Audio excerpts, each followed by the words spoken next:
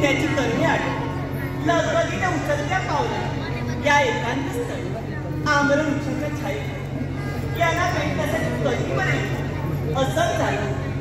मनाच्या ठिकाणी ती अधिक आणि ती अधिकता पूर्ण करण्यासाठी या कानूनं अगदी सदनाचा त्याग लगबगीने उचलत्या पावलाने एकांत स्थळी आली. गाडी कशासाठी असेल तर त्यांचा आणि माझं सारं सर्वस्व मानले.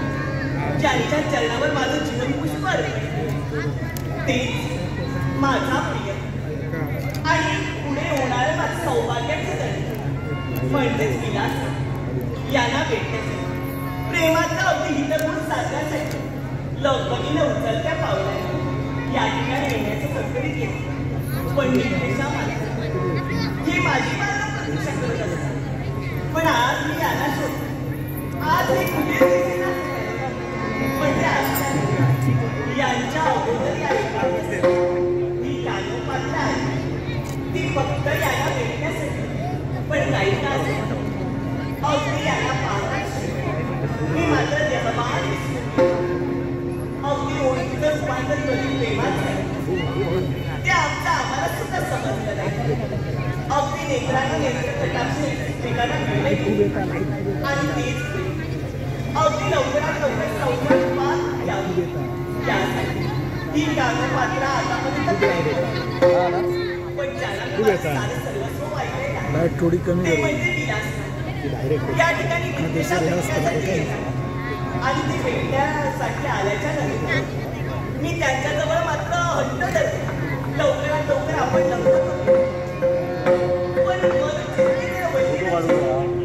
असं म्हणण्याचे काही खोटे नाही. निर्देशा मात्र हे सांगतात आज नाही नंतर किंवा तरी या विषयावर आपण बोलू. पण मी आज मनाला ठरले मी जर आज आले असते तर यांच्याजवळ आज मात्र लवकरात लवकर आणि लवकरात लवकर संसार मी याची माझ्या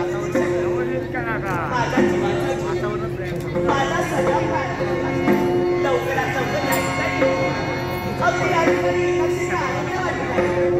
माझा आनंद तरी गगनात पाहिला.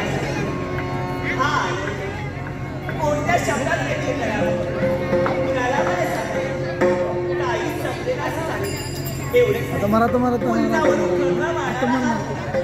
अगदी आनंदाने आयुष्यभरी होऊन अगदी खाली झोपून घेतले एवढंच तर इकडे करूनच कमान करून अगदी नभोमंडल व्यापून टाकलं. याहीपेक्षा आनंद आमच्या मनाच्या ठिकाणी माझा जीवाचा सगळा प्राणी लवकरात लवकर